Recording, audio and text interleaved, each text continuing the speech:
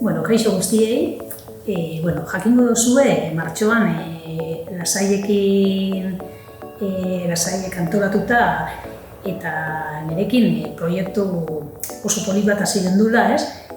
Gurasoentzat hitzaldi batzuekin hasi ginen, martxoan hasieran, elikadura osasuntsuago bat eta jasangarriago baten bila, ez?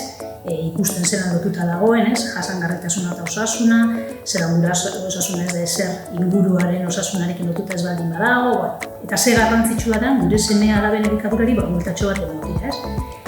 Egin genuen hitzaldiak eta gero asmoa zen jarraitzia eta jartxo batzuk egiten umiekin gosari, merienda eta amarretakorako errezeta osasuntsu eta errez batzuk egiteko ideiakin, ez? Gosari, amarretako eta merienda direlako gauza ez osasuntsu gehien jaten diren momentu horiek. Eta askotan ez daukagulako aukerarik, edo ez daukagulako ideiarik zelan horiek saiesteko zer beste aukera auki, ez? Eta, lasaiekin batera, erabaki dugu, egoera berezi honek oparitu digun zeo zer baldin badago da gure seme alabekin egoteko denbora gehiago, ez? Eta denbora hori etxean gaudenez, aprobetxatzea egin behar genituen errezeta horiek lasaien, orain hemen egitea, bideo txiki batzuk grabatzea eta etxean egin ahal izateko errezeta gozo, osasuntsu eta, batzuk prestatzen dira, ez?